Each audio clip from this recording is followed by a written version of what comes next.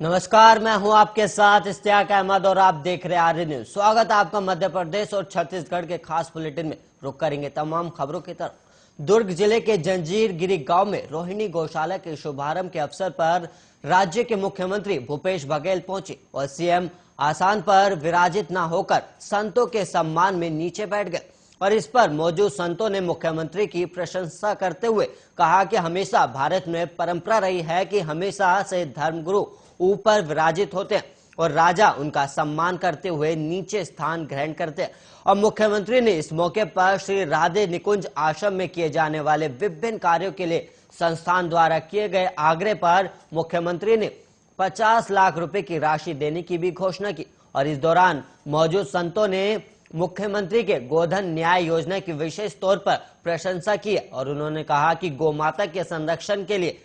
मुख्यमंत्री ने शुरुआत की और नेता प्रतिपक्ष धर्मलाल कौशिक ने कांग्रेस के घोषणा पत्र जारी करने को लेकर कहा कि कांग्रेस का घोषणा पत्र ठगी का दूसरा दस्तावेज बताया है और इसको लेकर मुख्यमंत्री ने पलटवार करते हुए कहा कि बीजेपी ने ना 15 सालों में प्रदेश की जनता को ठगा है, सब जानते हैं, लेकिन कांग्रेस पार्टी जो कहती है वो करके दिखाती है।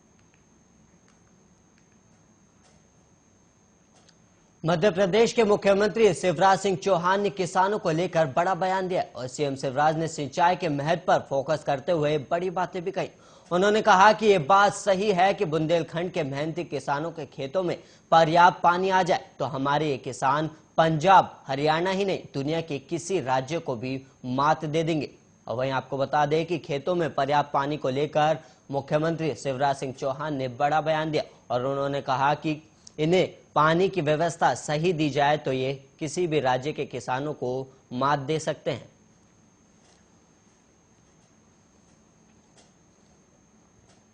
ये बात सही है कि बुंदेलखंड की धरती में यहाँ के मेहनती किसानों को केवल एक चीज हो जाए,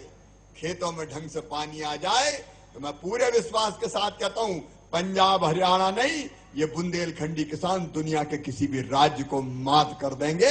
ये ऐसी फसल पैदा करेंगे और इसके लिए इतनी बड़ी सौगात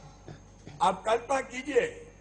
44,605 करोड़ रुपया इसके लिए मंजूर हुए, 44,605 करोड़ रुपया। और इसमें हमारे मध्य प्रदेश में अकेले अपने मध्य प्रदेश में 8,11,000 हेक्टेयर जमीन में सिंचाई होगी। 8,11,000 हेक्टेयर, एक हेक्टेयर में 2.5 एकड़, 8 दूनी 16 और 4 मिला लो तो 20 लाख हेक्टेयर जमीन में सिंचाई होगी। ये अद्भुत काम है और इसके लिए एक बार दोनों हाथ ऊपर उठा के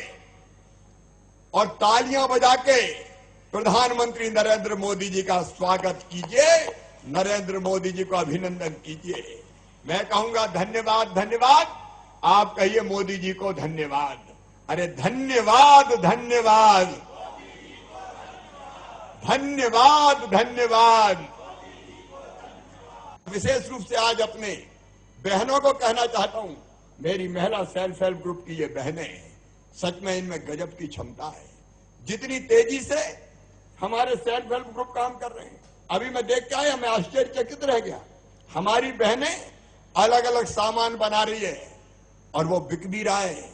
अच्छे दामों पर बिक रहा है। मैं सारे शहरी सेल्फ हेल्प ग्रुप को कहना चाहता हूं, मेरी बहनों, हमारा टारगेट है हर बहन की आमदनी कम से कम 10,000 रुपया महीना करना, हर बहन की आमदनी। और उसलिए या आजीविका मिशन का शहरों में भी हमने गठन किया है। बहनों को, इस समूहों को हम लोन दिला रहे हैं, ब्याज आधा हम भर रहे हैं, बैंक से लिंकेज करा रहे हैं, उनके बनाए सामान की मार्केटिंग और पैकेजिंग करके वो ठीक से लाभ कमाए, इस बात का इंतजाम कर रहे हैं। और दूसरे जितने छोटे छोटे व्यापारी हैं, हाथ ठेला में फल बेचने वाले, सब्जी बेचने वाले, दूसरे छोटे मोटे काम करने वाले, मुझे कहते हुए गर्व है कि सागर ने पीएम स्वनिधि में मध्य प्रदेश में नंबर 1 का स्थान प्राप्त किया है। नंबर 1 का 8,000 के आसपास लोगों को पीएम स्वनिधि का लाभ मिल चुका है। 10,000 रुपया उनको अपने काम धंधा चलाने के लिए, पहले 10,000 वापिस कर दिए किस्तों में, तो दोबारा फिर 20,000 और 20,000 वापिस कर दिए तो फिर 50,000 रुपया दिए जाएंगे, ताकि गरीब जो हमारा छोटा छोटा दुकानदार है उसके घर में भी समृद्धि आए। सागर को मैं एक टारगेट दे रहा हूं, रोजगार मूलक जितनी भी योजनाएं हैं, चाहे पीएम स्वनिधि हो, अभी सीएम स्वनिधि पंचायत चुनाव के कारण नहीं चल सकती, लेकिन उसके अलावा मुख्यमंत्री उद्यम क्रांति योजना हो, मुद्रा योजना हो, ये जितनी भी स्वरोजगार की योजनाएं हैं, सागर में आइडियली इंप्लीमेंट करके सागर के नौजवानों को रोजगार देना है। सागर के छोटे शहडोल में देश के पहले सीडीएस जनरल विपिन रावत और उनकी पत्नी मधुलिका रावत शुक्रवार को पंचतत्व में विलीन हो गए और दिल्ली के बरार स्क्वायर घाट पर रावत दंपति का सैन्य सम्मान के साथ अंतिम संस्कार किया गया और बेटियों ने मुखाग्नि दी। और इस दौरान कई राज्यों के मंत्री और कई केंद्रीय मंत्री के अलावा बड़ी संख्या में तीनों सेना के जवान और नागरिक के साथ ही गणमान्य लोग मौजूद रहे और इस हादसे से पूरा देश शोक में डूबा है और लोग अपने अपने तरीके से श्रद्धांजलि अर्पित करें। और मधुलिका रावत शहडोल जिले के सोहागपुर गढ़ी की रहने वाली थी, लिहाजा जिले के लोग विपिन रावत को जिले का दामाद मानते थे, जबकि मधुलिका को जिले की बेटी। और विपिन रावत और मधुलिका रावत की मौत के बाद शहडोल जिला भी पूरी तरह शोक में डूबा है और यहाँ हर दिन अपने अपने तरीके से लोग श्रद्धांजलि अर्पित कर रहे हैं। और बीते गुरुवार को शहडोल जिले के सोहागपुर गढ़ी में सभी दुकानें बंद रही और साथ ही जिला मुख्यालय के कुछ दुकानों पर तो शटर गिराकर पोस्टर चिपका दिए गए थे और मधुलिका रावत और विपिन रावत की तस्वीरें चिपका दी गई थी। साथ ही शाम को कुछ लोगों ने कैंडल मार्च भी निकाला और अभी भी लगातार अलग अलग लोग अलग अलग तरीके से विपिन रावत और मधुलिका रावत को श्रद्धांजलि अर्पित कर अपनी शोक संवेदना व्यक्त कर रहे हैं।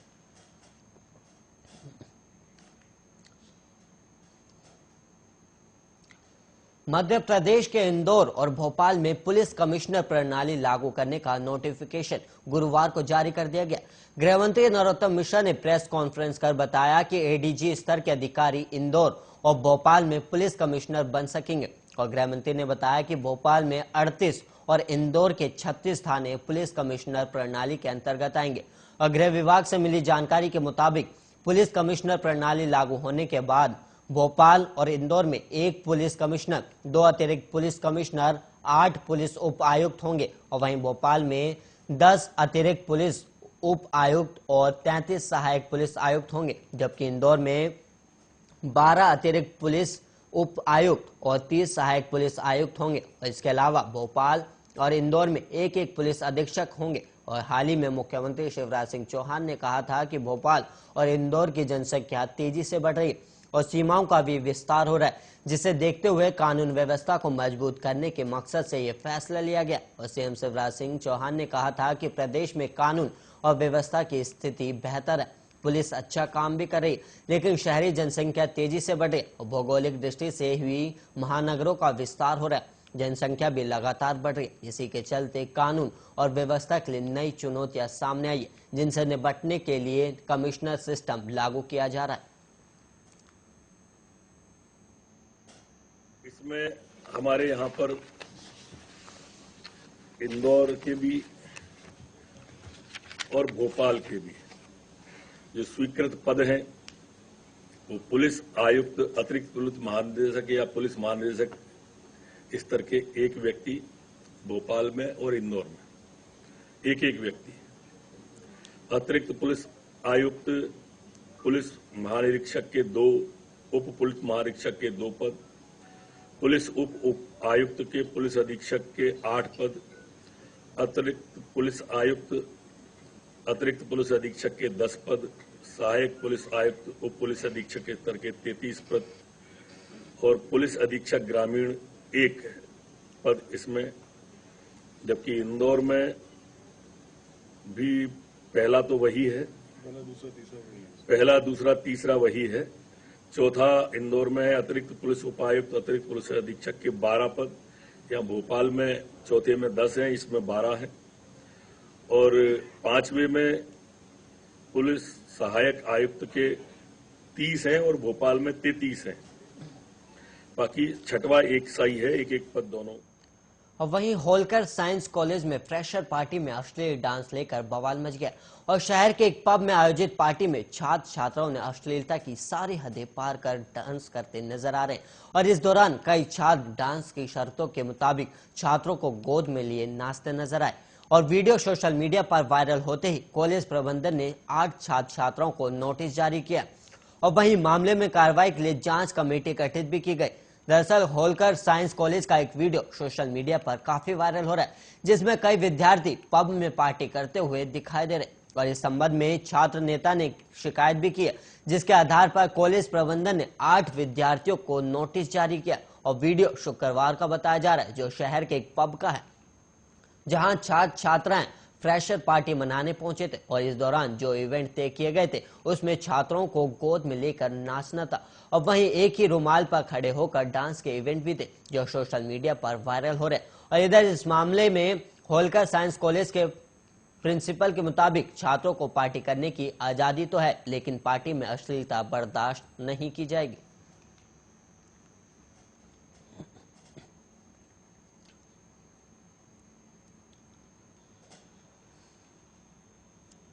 मध्य प्रदेश देश में चौथा सबसे गरीब राज्य है और प्रदेश में गरीबी के आंकड़े से सरकार भी परेशान है और इससे पीछा छुड़ाने और प्रदेश की छवि को सुधारने के लिए सरकार एक नया तरीका आजमाने जा रही। मध्य प्रदेश सरकार अब भिखारियों को सरकारी राशन उपलब्ध करवाएगी और सरकार इन सभी को पीडीएस का रियायती राशन मुहैया कराएगी और इसके लिए पूरे प्रदेश में 15 दिसंबर से निकायवार अभियान चलाकर ऐसे सभी लोगों को राशन की पात्रता पर्ची वितरित की जाएगी जो भीख मांगकर अपना जीवन यापन करते हैं। यूं तो मध्य प्रदेश में भिक्षावृत्ति प्रतिबंधित है, लेकिन इसके बाद भी काफी संख्या में गरीब व्यक्ति झुग्गी बस्तियों में, विभिन्न धार्मिक स्थल के पास, धर्मशालाओं के आसपास, बस स्टैंड, रेलवे स्टेशन, चौराहे और रिहायशी क्षेत्रों में मांग कर जीवन यापन करते दिखाई देते हैं।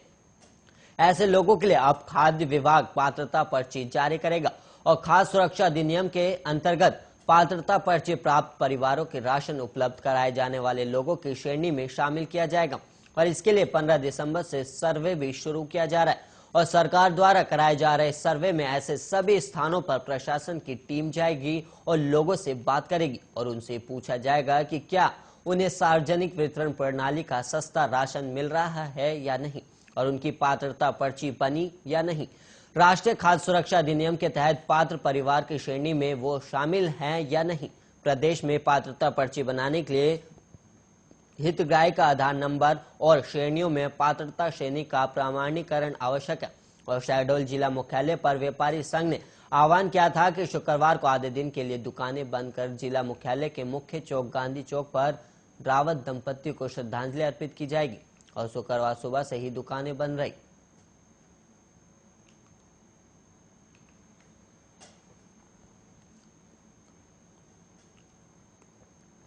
छत्तीसगढ़ हाईकोर्ट ने आज एक 80 साल की वृद्धा को न्याय दिया है और कोर्ट के आदेश के बाद अब बुजुर्ग महिला मूंगोबाई धान बिक्री के लिए पंजीयन करा सकेगी और कोर्ट ने वृद्धा को धान बिक्री के लिए पंजीयन नहीं करने के मामले में सुनवाई करते हुए तत्काल पंजीयन करने का आदेश तहसीलदार धर्मजयगढ़ को दिया है। और वहीं आपको बता दें कि 80 वर्षीय वृद्ध महिला मूंगोबाई ग्राम बरबसपुर तहसील धर्मजयगढ़ जिला रायगढ़ की निवासी है और इनके नाम पर कुल 35 खसरे जो ग्राम बरबसपुर में स्थित है और वृद्धा ने तहसीलदार धर्मजयगढ़ के समक्ष धान बिक्री को लेकर पंजीयन के लिए आवेदन प्रस्तुत किया था और तहसीलदार द्वारा कोई कार्रवाई नहीं की गई और न ही उनके नाम से पंजीयन किया गया और इससे परेशान मूंगोबाई ने हाईकोर्ट में याचिका दायर की थी और अपने नाम से पंजीयन करने की प्रार्थना की और मामले में सुनवाई करते हुए कोर्ट ने याचिकाकर्ता के नाम से तत्काल पंजीयन करने तहसीलदार को आदेश दिया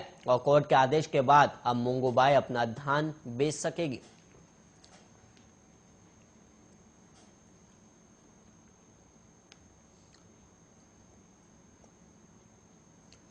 कोरोना के नए वेरिएंट ओमिक्रॉन का खतरा प्रदेश में लगातार मंडरा रहा है और अब तक नए वेरिएंट से संक्रमित मरीज राज्य में नहीं मिले और शुक्रवार को प्रदेश में 26,804 लोगों का कोरोना टेस्ट किया गया, जिसमें से 32 लोग संक्रमित मिले और कोरोना पॉजिटिविटी दर भी 0.12% है और प्रदेश में आज भी मौत कोरोना से नहीं हुई है और राज्य में 3 जिले सरगुजा, कोरिया और नारायणपुर में एक्टिव मरीजों की संख्या 0 है और गुरुवार को छत्तीसगढ़ में 40 नए कोरोना मरीजों की पहचान हुई थी। कोरोना टीकाकरण का 100% लक्ष्य हासिल करने के लिए राज्य में तेजी से टीकाकरण किया जा रहा है और प्रदेश की आधी आबादी को कोरोना से बचाव के लिए दोनों टीके लगाए जा चुके और राज्य में अब तक 1,04,30,032 नागरिकों को कोरोना वैक्सीन की दोनों डोज लग चुकी और वहीं 1,82,31,634 लोगों को पहला टीका भी लगाया जा चुका है।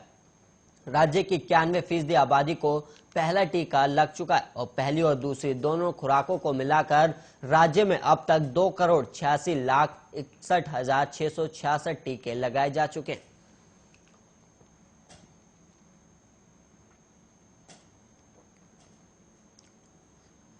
और वहीं मध्य प्रदेश के सीधी जिले में कुछ ऐसा हुआ है जो अब मिसाल बन चुका है और चौतरफा उसकी तारीफ भी हो रही है। एक खूंखार तेंदुए के मुंह से कैसे एक मां ने साहस दिखाते हुए अपने 6 साल के बच्चे को बचाया, इस पूरी कहानी को जानने के लिए देखिए हमारी खास रिपोर्ट।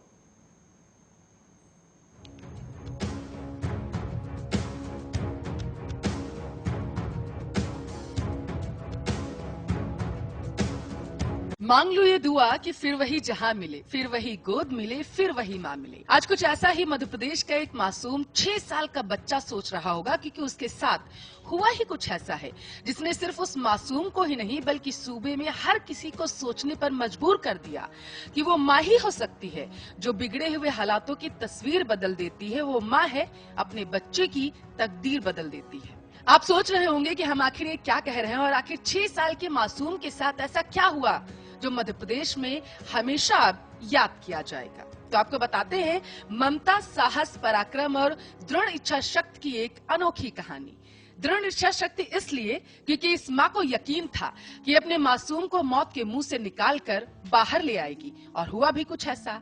दरअसल मध्य प्रदेश के सीधी जिले से चौंकाने वाली खबर सामने आई, जहां इन दिनों एक मां की बहादुरी की काफी चर्चा हो रही है, क्योंकि इन्होंने अपनी जान पर खेलकर आदमखोर तेंदुए से अपने बच्चे को बचा लिया। जहां तेंदुए ने हमले में बच्चे को बुरी तरीके से घायल कर दिया और जानकारी के अनुसार मां ने बच्चे को अब बचा लिया है। हालांकि आपको ये भी बताते चले हैं कि बच्चे को गाल, पीठ और एक आंख में गंभीर चोटें आई हैं। वहीं घायल बच्चों को इलाज के लिए कुसमी अस्पताल में एडमिट करा दिया गया। इस दौरान मची चीख पुकार सुनकर और स्थानीय गांव वाले भी मौके पर पहुंच गए, जिससे तेंदुए को अपना शिकार छोड़कर भागना पड़ा था। दरअसल आपको बताते चलिए मामला सीधी जिले में कुसमी ब्लॉक के Sanjay tiger buffer zone Tamsar range के बाड़ी झरिया गांव का। वन विभाग के अधिकारियों के मुताबिक 3 तरफ से पहाड़ों से घिरे बाड़ी झरिया गांव की रहने वाली शंकर बैगा की पत्नी किरण बैगा देर शाम ठंड से बचने के लिए अपने बच्चे के साथ अलाव के पास बैठी हुई थी, जबकि एक बच्चा किरण की गोद में था और 2 बच्चे किरण के